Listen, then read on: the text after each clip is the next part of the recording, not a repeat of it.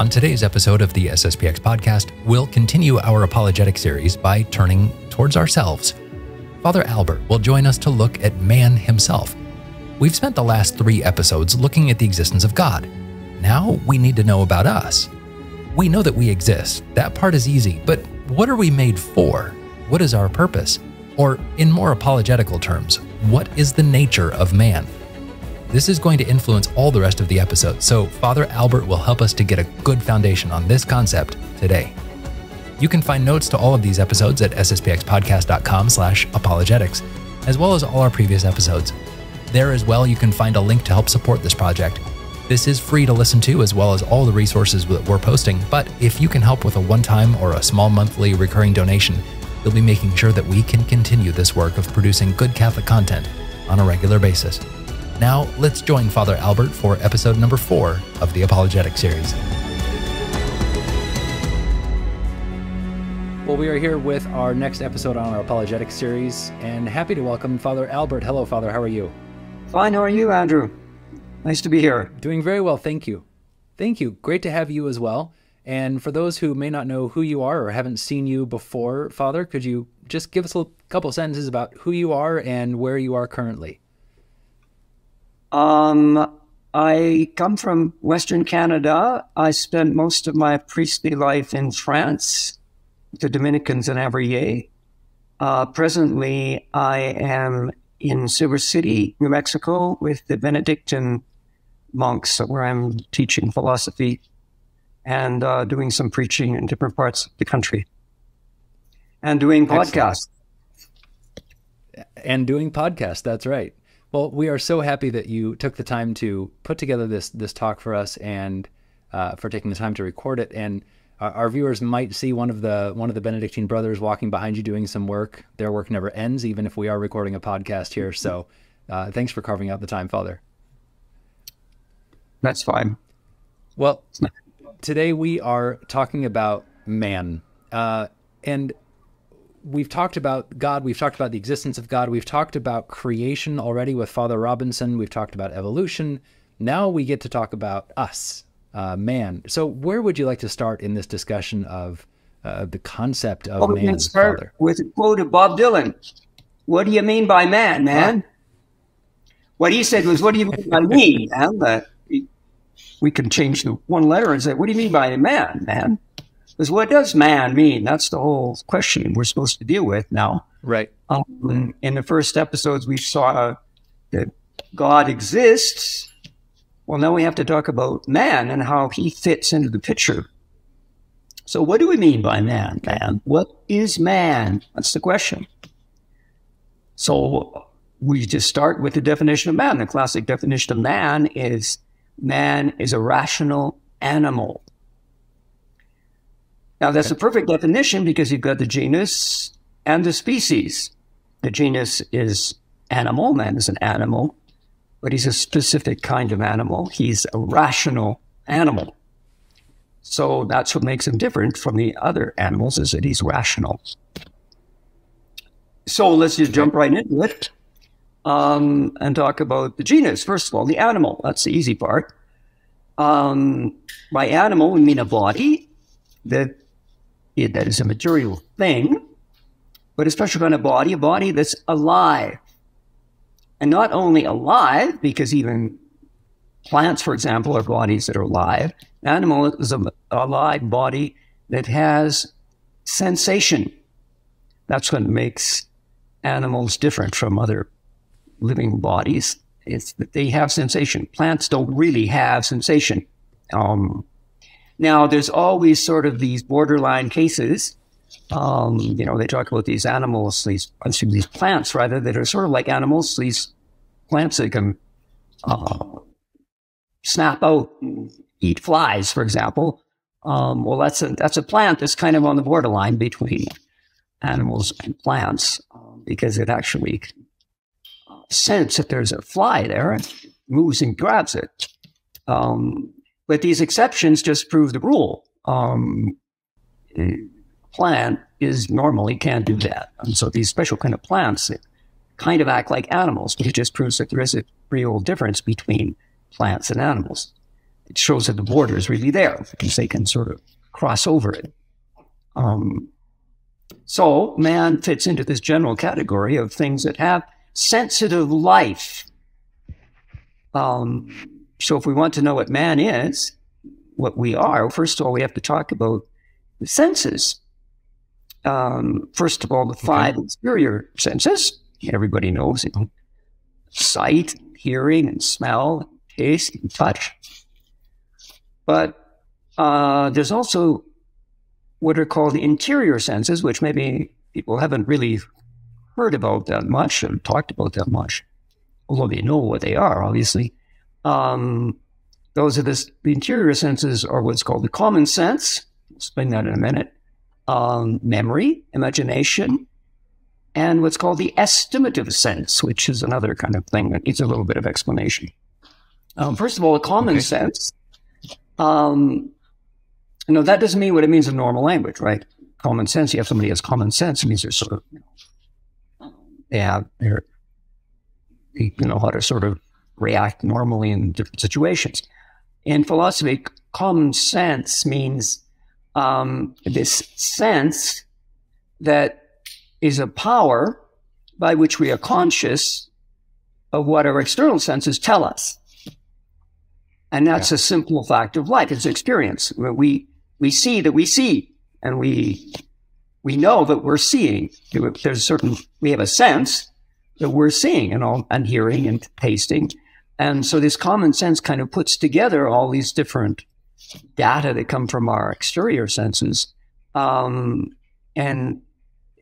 we can be aware that we are sensing, because sense itself doesn't sense itself. It senses its object, color or smell or odor, or whatever the particular object of this sense is. So there has to be an interior sense, as we call it, by this special word, interior senses, which is aware that what these senses are doing, because the senses themselves don't sense sensing. So that's the first interior sense. The second one is more common sense. We know about it. It's called imagination. It's this power to store up images in our soul. It's something that everybody realizes that they have, and it's an interior sense because it's not directly sensing something.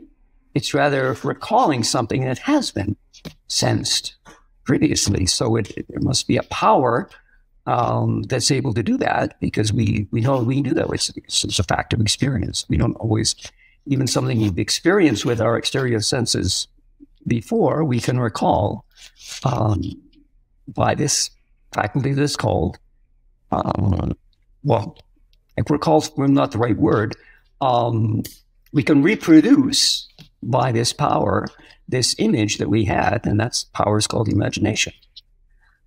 The power that recalls is a new faculty, and that's the third interior sense, which is called memory. Fistus.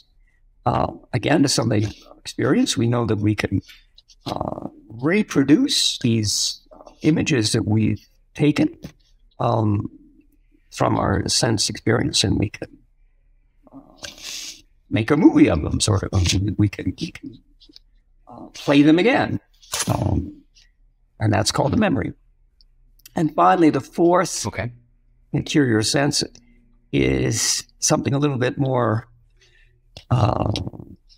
mysterious. It's called the estimative power. It's that by which the animal senses things which are not the object of any of this exterior senses. The example that's always given is a lamb senses it has to flee from the wolf. It's not because of the color of the wolf or the smell of the wolf necessarily right away. I mean, it's not immediately. I mean, it just knows somehow that it should flee the wolf, and it does. And so there must be some sort of faculty in this animal which makes it recognize that this is a harmful thing to it. in normal language, this is what's called instinct. It's this sense that animals have that something's bad or good for them. It's always be something good, just the way they, birds that build nests, for example, they know, they just know how to do that somehow. Sure. It's instinct, okay? And that's something, everybody realizes that's just part of animals. They know how to do that, and we have that as well. It's a little bit different in us because of our reason, essentially, sheds a certain intellectual light on these capabilities. That's why it's a little bit higher than instinct, but basically it's the same thing. It's different because it's in us and we have reason. I think we'll talk about it in a minute. But it's basically the same thing. In technical terms, and in men, it's called the cogitative power. You cogitate on things. You got this sort of instinct, and you just do things. But because you have reason, it's not complete. It's not just an instinct. The reason is involved in a certain way. So this is the main difference between animals and man is this boundary between instinct, so to speak, senses and instinct and reason. So we can know that there is something, and we know that there is something, whereas an animal might know something and instinctively flee from the wolf, like you said, but it doesn't necessarily know that it knows that. Exactly. It just flees and doesn't need to. It's programmed, you see. And that's part of, we have that as well. So, it's interesting. Pascal, the French philosopher writer, talks about that when he's talking in his book where his Apologetics. They just called the book Pensée, which means thoughts, because he never finished it. But the title that he had for the book was The Apologetic for the Christian Religion. And one of the things he counsels people to do, he says, take holy water. If you want to believe, take holy water. And he said, and he explains, he says, because we're half animal, if we do something, just a habit, a physical habit, that will end up getting into us. He said, take holy water and you'll believe. Because we're partly animal. It's part of our nature. We're not just animals, but it's true that we have this instinct, and it is, and you see it in the church. You've got you take holy water, right? And you've got the smells and bells, as they call them. Well, that's normal. It's part of our nature. We can't just suppress that. But we're not just that. Okay, that's the genus, the animal part. Then there's what makes us different from the animal, which is reason. So we have to talk about that. It's what actually defines us and makes us different from the animals. Now, it's true, there's some animals that seem to have reason.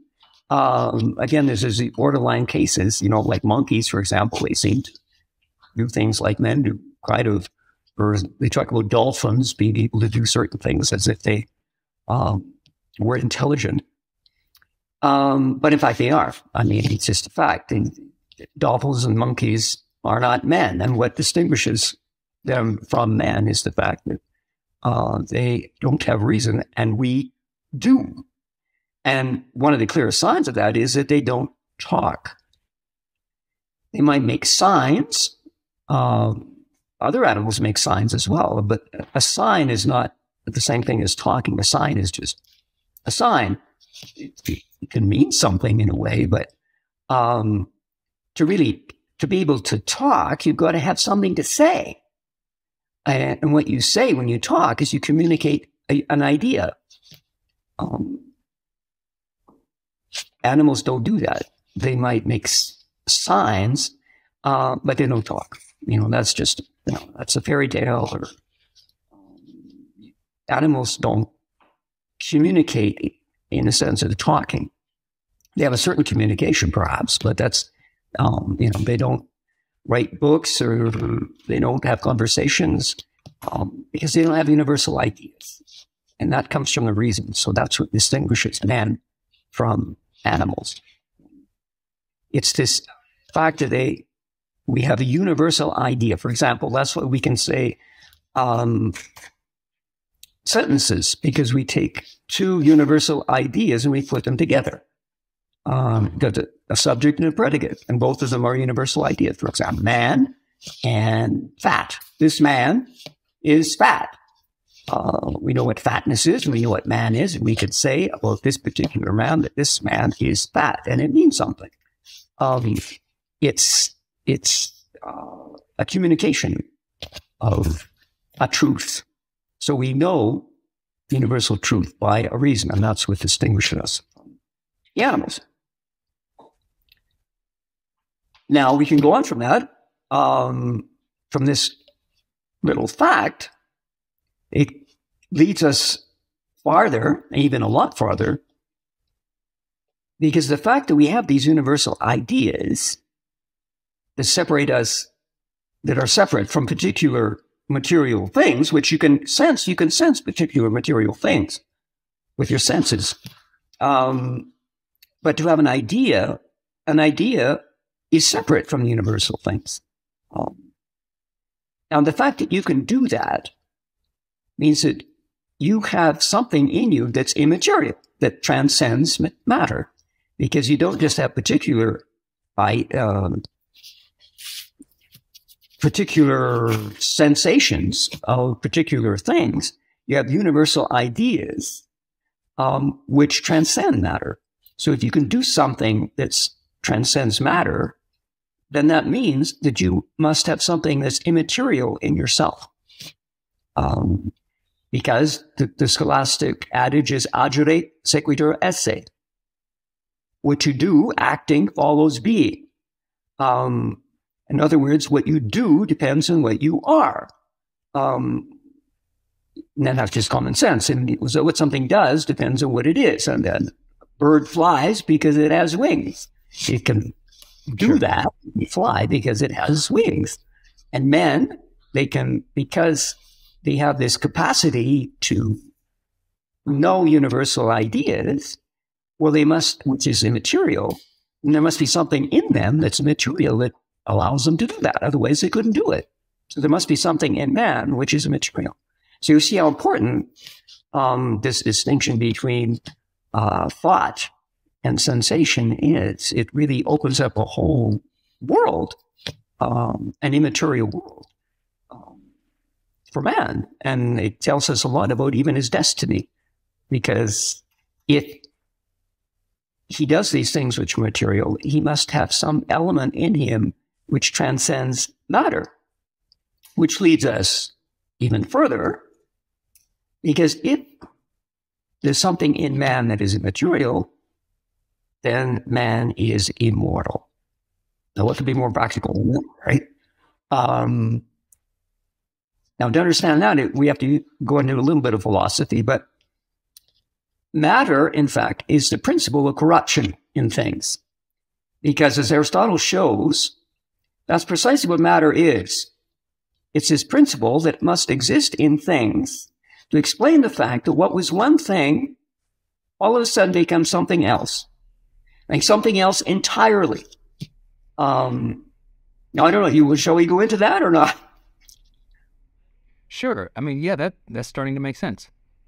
Because, okay, now hang on. This is a little bit, you might never ever thought of it this way before. For example, okay. What was a piece of wood a minute ago now is a pile of ashes.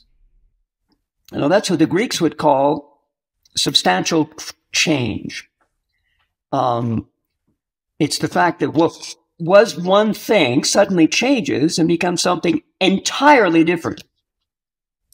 And for the Greeks, who actually thought, the only probably race of the whole human race actually started to think, that's amazing. You have one thing that was one thing, and it becomes something completely different. Now, how can that be? Because this was wood, and now it's ashes. And it's It's not completely different because what was wood is now ashes. It's the same thing that was wood that is now ashes. So there must be something underneath Right. that remains, and yet it's completely different. You know, wood is wood and ashes. It's not the same thing at all. And so that's what matter is. It's this thing that's underneath substantial change. It's what was wood is ashes. So it's something completely different. And yet this thing underneath is this potentiality to be one thing and then be another thing after.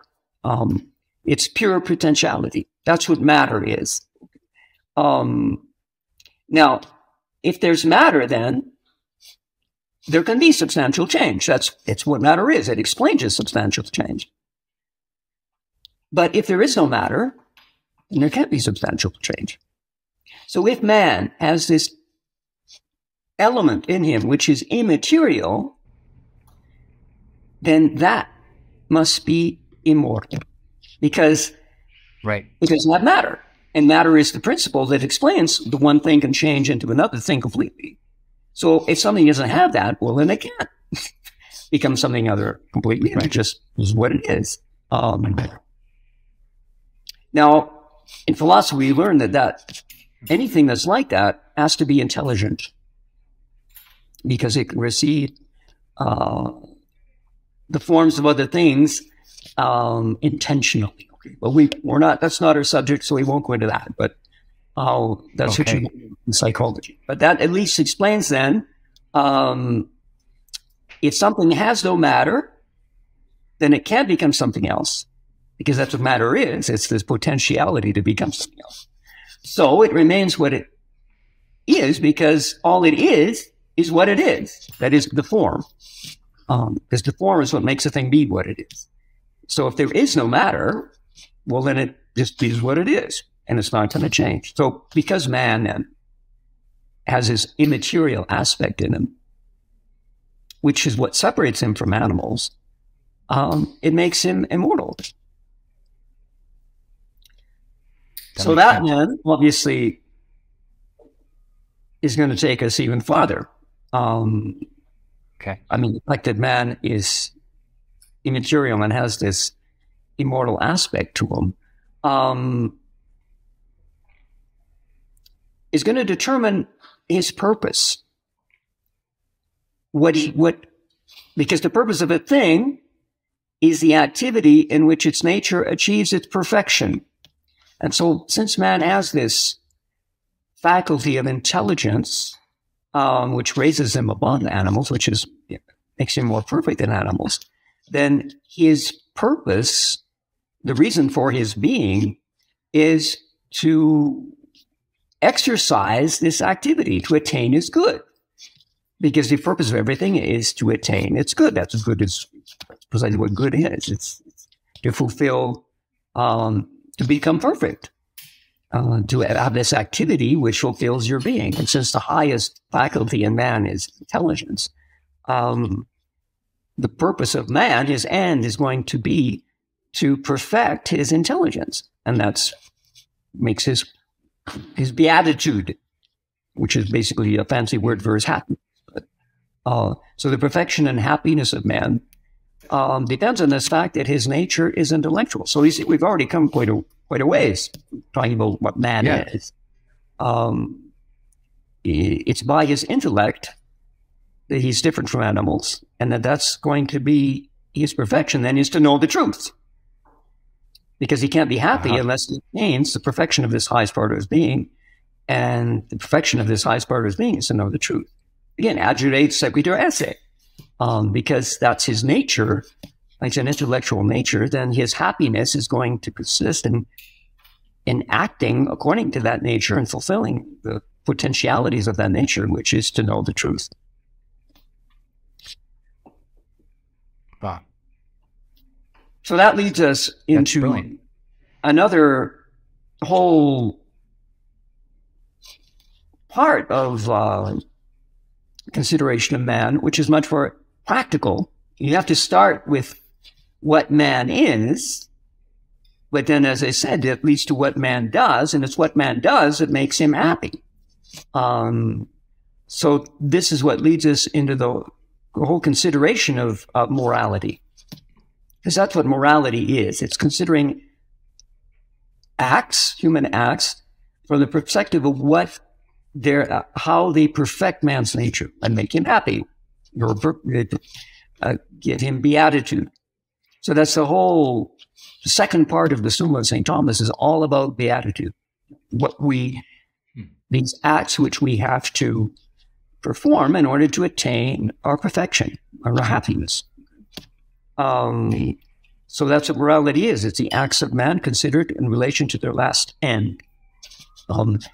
But the end, I mean, doesn't mean like the end. Sort of the end doesn't mean sort of, well, it's all over, finished. In a way, it's just the opposite. The end is the perfection of man. It's the purpose of man, and you attain your beatitude by attaining your purpose. So St. Thomas has this whole section of the Summa, the second part of the Summa, which is the longest part of the Summa, all about, well, man's happiness and how to attain it. So maybe we can talk about that a little bit to finish. Yeah. Yeah, that's fascinating. So when we're talking about the material things, just to recap a little bit, you're saying the underlying thing that makes material things that makes them material is the fact that they will undergo some sort of a change or potentiality. This is kind of similar to, I think if I'm remembering correctly, the second law of thermodynamics that says everything is entropy, right? Everything is going to change at some point. So everything material is going to change. Everything material has that potentiality to become something else, but the soul doesn't, because it is immaterial, therefore it is also immortal, therefore we have a purpose. So it's just kind of leading us down this step of what is the purpose of man? Well, it's not necessarily our bodies, it's our immaterial soul and our immortal soul. Exactly. You see how important philosophy is. It's just logical. Right. And that's what we're going to explain in this part. That's what St. Thomas explains, especially the first 5 questions in this second part. He talks about beatitude. The beatitude of man. What is the beatitude of man? What is it we have? Because that's what determines what we have to do in order to attain our end and be happy. So he has this whole section to begin. What is the end of man? What is his perfection of man? And so he goes through these different considerations of what men have thought beatitude consists in. Because everybody wants to be happy. I mean, that's just bottom line. You can't help but want to be happy. The problem is where is happiness and what does it consist? And that's a very important question, at least practically, because as we said, what you do brings you to the fulfillment of your being. So you have to do what brings you to the fulfillment of your being. And if you don't, well, you won't arrive to the fulfillment of your being. You won't be happy. So it's very absolutely vital, literally, to know what is it in what consists the beatitude of man, right? So that's what he talks about. He goes through these different possibilities of what different men have thought is their beatitude. So we can go through it if you want, just a little bit. Sure. To see what St. Thomas says about that. Okay. So I'll just read a phrase of St. Maximilian Kolbe. He talks about this. All men seek happiness and hope to attain it, but few are they who find it, because they look for it where it is not to be found. Okay, so we'll go through these different goods which people seek, hoping to find their beatitude, because every act we do, that's the only reason we do it, is because to attain our happiness. But the problem is some people, as he says, don't find it because they look for it where it is not to be found. So St. Thomas conducts this long investigation into the different goods of man and tries to discover in which of them is found true beatitude. So first of all, he explains, beatitude does not consist in riches, because riches are simply a means of acquiring natural goods, like food or drink or other things. So man's beatitude can't consist in riches because riches is simply a means of attaining good. As St. Thomas says, for all these things are sought after, food, drink, habitations, etc., because of something else. So we want money, so we get these things, food, drink, etc. But all these things are sought after because of something else, namely in order to sustain the nature of man. And therefore, they cannot be the last end of man, but rather are ordered to man as to their end. As it is said in the Psalm, thou hast put all things under his feet. Okay, it's sort of, this is famous, you can't live to eat because we just eat to live. So eating cannot be our final end because that itself is just ordered to us. So we can't be ordered to it. It's pretty simple. And riches are simply means of attaining these things. So riches cannot be, our beatitude cannot consist in material riches. Secondly, he goes on and explains that beatitude does not consist in honor, which is another good that people seek, and some people even put their last in honor. And he says this is because honor is given to excellence. That's what honor is. It's this homage that you pay to excellence. And so honor supposes excellence. But beatitude is what makes a man excellent. So it doesn't consist in honor, but rather honor is rather a consequence of beatitude.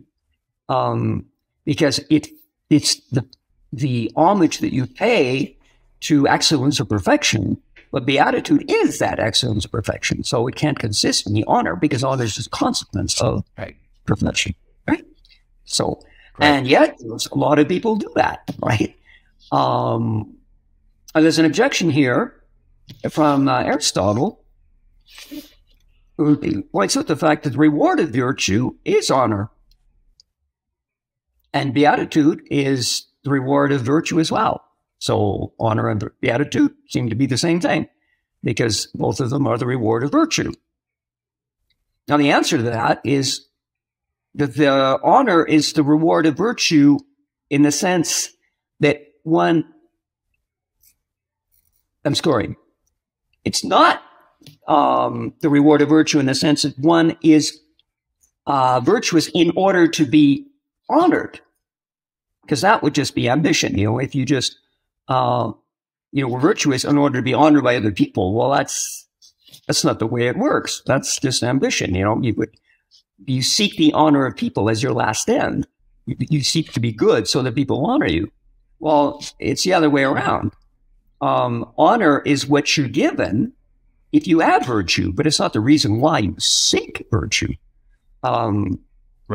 Beatitude, on the contrary, is the virtuous person himself. He is, because he's virtuous, he has happiness. And because he has this happiness, then he's honored. But honor is, so beatitude doesn't consist in honor. It's rather honor is giving to someone who has beatitude, which is to be virtuous, as we're going to explain in a minute. All right. Okay. That's what we call, for example, the saints. We call them the blessed. And that's why they honor them, because they have attained beatitude. That is, by their virtue, they have become perfect. And so they're worthy of our honor. But the honor is a consequence of this perfection of beatitude. Doesn't consist in that. But again, a lot of people, that's what they live for, is to be praised by other people. But they've got it backwards, you see. And another possibility, which is similar a bit to honor, For some people, beatitude consists in glory, which is the knowledge of something accompanied by praise, says St. Thomas. For example, a great basketball player has glory because of his great playing, and seen on TV, and everybody praises him. They give him glory. But this praise doesn't cause the beatitude of this basketball player. His beatitude consists rather in his playing. He's a great basketball player. That's his beatitude. And again, glory, just like honor, is a consequence of it. It doesn't consist in beatitude doesn't consist in glory. Glory is a consequence of being blessed, being a great basketball player. St. Thomas adds on this point, though, he flips it around a bit, saying that it's true that in a way, our beatitude depends on our glory before God. So our beatitude is our glory, not before men, but before God. And he explains that our beatitude depends on our glory before God because God's knowledge of our excellence isn't caused by our excellence, it's rather the cause of our excellence. When God knows things, he's not passive with regard to them. Well, good, with regard to good. Things are good because God loves them. He doesn't love them because they're good. So things are not praised by God because they're good. Rather, they're good because God praises them. So in that sense, our glory before God is the cause of our beatitude. And we could say our beatitude consists in our glory before God because our glory before God is the cause of our beatitude. It's because he wills our good that we have it. So this glory we have before God is actually is our beatitude because it's God that causes our glory. Furthermore, to just finish the list, man's beatitude doesn't consist in power because power can be used for good or for evil. So it's not goodness in itself because, if you use your power for good, then it's a good thing. But if you use power for evil, and it's not a good thing, it's a very bad thing. Furthermore, man's beatitude does not consist in any good of the body, strength or beauty, etc., because this good itself, as we sort of said before, is ordered to the good of the soul. And that's proven by the simple fact that the body cannot exist without the soul. So while the soul can exist without the body, which we talked about before. Therefore, the body exists for the soul and not the other way around. And so the good of the body can't be our beatitude, that is our ultimate good, because it's ordered to something else. It is the good of the soul. And it's a very simple argument, and yet how many people put their beatitude in their strength or beauty? It's an error. Right. Also, he goes on, another common error is to say the beatitude consists in pleasure. And, well, obviously it doesn't consist in bodily pleasure. We've just seen that because the body is for the soul. But neither does it consist in any kind of pleasure, even spiritual pleasure. Because pleasure or delight is simply a consequence of possessing the good. So it cannot be that very possession. We experience delight when we possess our good, but it isn't that good itself, precisely because it's the consequence of it. If it's the consequence of it, our goodness cannot consist in delight. Delight is a consequence of having the good, so it can't be the good itself. And in practice, that's an error that we all make, more or less. But it's an error. We have to embrace what is truly our good, and we will experience delight, but it's not by embracing delight itself that we will attain our good and so our delight. again, that's a fact of experience. We know that if we just sort of go for something that is pleasurable, even if it's a spiritual pleasure, we know that we end up without pleasure, because we have to embrace what will give truth or light, and not the light itself. Finally, St. Thomas concludes with the following argument that man's beatitude can only consist in God himself. So we're getting to the final conclusion of this whole section. Because man's beatitude must completely fulfill his desire. And so it must consist in obtaining the very object of his will, and so fulfill its desire. But the object of man's will is not just a particular good. We talked about that before. Animals, they have particular goods. But because we have this faculty of reason, we know the idea of universal good. So that's the object of our desire, is not just a particular good, but universal good, good in itself. Now, the Dominican commentator St. Thomas Cajetan explains the key premise of this argument, which is the parallel drawn between universal object of the intellect and the universal object of the will.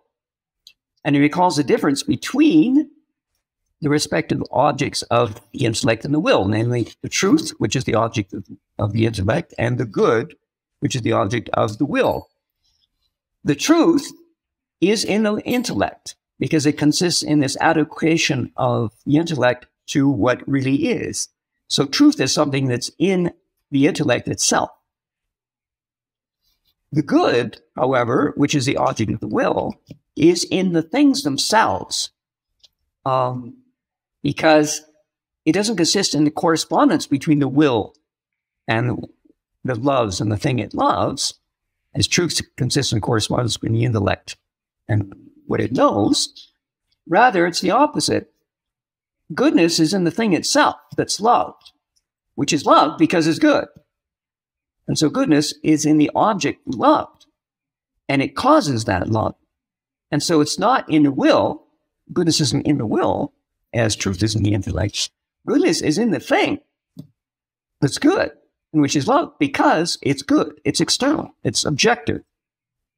And so the universal absolute good, which is the object of the will, as we explained, we can't be happy unless we have this universal absolute good. Well, it's something real, and it's outside of us.